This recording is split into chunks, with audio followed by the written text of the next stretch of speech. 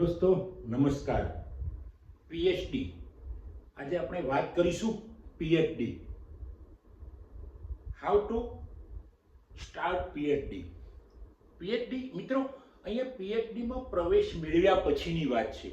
પ્રવેશ માટે તો જે તમારે ચોક્કસ ધોરણો નેટ સ્લેટ પીએચડી વગેરે જે હશે એ ધોરણોમાંથી પસાર થઈને એડમિશન લેવું પડશે. આ એડમિશન પછીની વાત છે કે કેટલાક એના જે ટ્રીપ છે પીએચડી કરવાની એની હું વાત કરીશ.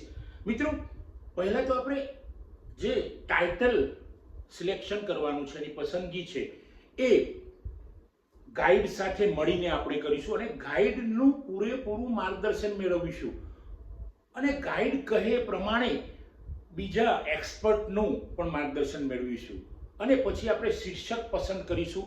મિત્રો, શીર્ષક પસંદ કરતી વખતે પણ એક ખાસ ધ્યાનમાં રાખવાનું છે કે જે શીર્ષક પસંદ કર્યું છે એના સંદર્ભની માહિતી આપણને મળી રહેશે.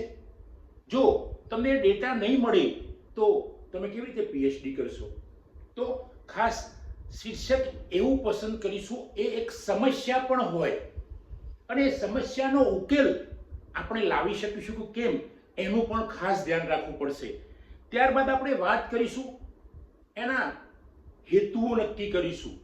હેતુઓ નક્કી કરવા એ પણ પેલી સમસ્યા અથવા તો શીર્ષક છે એના સંદર્ભમાં જ હોવા જોઈએ અને એ હેતુઓના સંદર્ભમાં હેતુઓના સંબંધિત પ્રશ્નાવલી અથવા તો અન્ય ટૂલ જે બનાવીશું આપણે, ફોર એક્ઝામ્પલ ઇન્ટરવ્યુ હોય, ઓબ્ઝર્વેશન હોય, શિડ્યુલ હોય, અનુસૂચિ હોય, તો એ કોઈ પણ ટૂલ બનાવીશું તો એ હેતુઓને અનુલક્ષીને જ હોવી જોઈએ ને ટૂલ હોવું જોઈએ. નહીં તો એ ના હોય અને એમ જ આપણે બનાવી દઈશું વગર વિચારે અથવા તો માર્ગદર્શક ગાઈડ અથવા તો કોઈ એક્સપર્ટ અથવા તો કોઈ સિનિયરના માર્ગદર્શન વગર, તો એ હેતુઓ તમારા સિદ્ધ નહીં થાય. અને જ્યારે તમે છેલ્લે બધું તૈયાર કરી દેશો, પ્રશ્નાવલી ભરાઈ જશે અથવા તો બીજું કોઈ ટૂલ હશે એ પણ થઈ ગયું હશે, પછી તમને ખબર પડશે કે આ તો ખોટું થઈ ગયું, કારણ કે હેતુઓ અને પેલા ટૂલને કંઈ લેવા દેવા નહીં હોય એવું પાછળથી સમજાશે મિત્રો.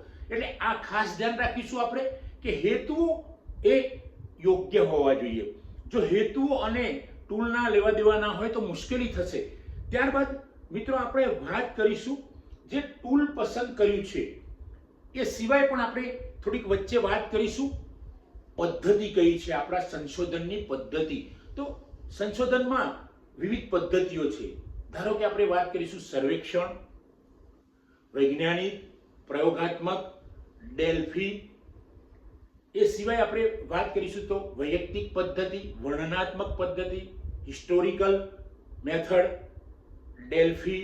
તો આવી વિવિધ પદ્ધતિઓ પૈકી આપણે કઈ સંશોધન પદ્ધતિનો આપણા સંશોધનમાં ઉપયોગ કરવાના છે એને ખાસ ધ્યાન રાખવાનું છે અને એ મુજબ જ આપણું ટૂલ હોવું જોઈએ. જો મિત્રો સંશોધન પદ્ધતિ મુજબ આપણું ટૂલ નહીં હોય તો તમને મુશ્કેલી પડશે. કામ જ કેવી રીતે થઈ શકશે તમે વિચારી જ નહીં શકો.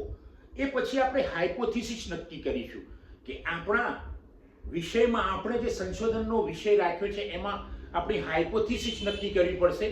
એ હાઇપોથિસિસ એ પ્રશ્નરૂપ વિધાન છે કે કોઈ સમસ્યા ઉપસ્થિત થઈ તો કેમ થઈ એના સંદર્ભમાં આપણે કેટલાક અનુમાનો કરીશું, ઇમેજિનેશન કરીશું મિત્રો, કલ્પનાઓ કરીશું. તો આ પરિકલ્પનાઓ નક્કી કરવી પડશે.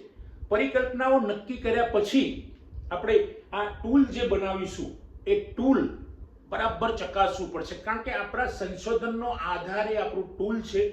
ફોર એક્ઝામ્પલ એક ટૂલની આપણે વાત કરીશું કે પ્રશ્નાવલી. પ્રશ્નાવલી ટૂલ આપણે નક્કી કર્યું, બરાબર. પછી પ્રશ્નાવલી સંદર્ભમાં કેટલાક રેફરન્સ વાંચવા પડશે. તમારે તમારા ભૂતકાળમાં તમારા સંદર્ભિત કોઈ સંશોધન થયું હોય અને એમણે પ્રશ્નાવલી બનાવી હોય કોઈ સંશોધકે, તો એ જોવી પડશે, એની કોપી કરવી પડશે, એનું જોવી પડશે, એનો સંદર્ભ લેવો પડશે.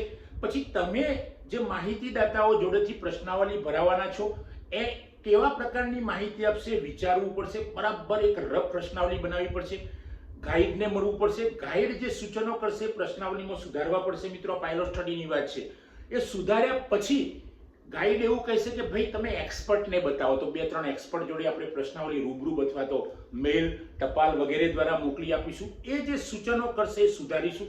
પાછા ગાઈડને બતાવીશું. ગાઈડ કહેશે કે ભાઈ તમે જે પ્રશ્નાવલી તૈયાર કરવાની છે અને જેને આપવાની છે એમાંથી 5 થી 10% અથવા તો વધુ ટકા હોય જે માર્ગદર્શક કહે એ પ્રમાણે એમની જોડે એ પ્રશ્નાવલી ભરાવો અને કહો કે આ પ્રશ્નાવલીમાં કંઈ ભૂલો હોય તો તમે સુધારો, આ પ્રશ્નાવલી તમે ભરો, એમાં કંઈ વધારાના પ્રશ્નો હોય તો તમે અમને કાઢવા માટે કહી શકો છો અથવા તો ઉમેરવા માટે પ્રશ્નો કહી શકો છો. આ તૈયાર થયા પછી માહિતીદાતાઓ પ્રશ્નાવલી આપણે ભણીને આપશે, અમુક સેમ્પલ પસંદ કરીશું. એ સેમ્પલ પસંદ કર્યા પછીનું જે ભરીને આપી છે પ્રશ્નાવલી એ જે સૂચનો આવ્યા છે એ સૂચનો મુજબ આપણે ફરીથી સુધારો કરીશું ને ફાઇનલ પ્રશ્નાવલી આપણે ગાઈડને માર્ગદર્શકને બતાવીશું ને માર્ગદર્શક પછી ફાઇનલ કરશે. પછી આ ફાઇનલ પ્રશ્નાવલી છે મિત્રો. આ દરેક ટૂલમાં આ રીતે આપણે પાયલોટ સ્ટડીની વાત કરી શકીશું. તો મિત્રો આ બધું હશે.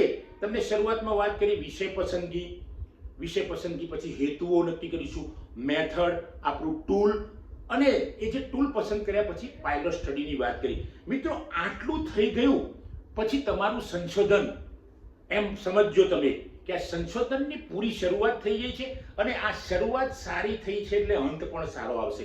મિત્રો આજે પીએચડીના સંદર્ભમાં આપણે આટલી જ વાત કરીશું.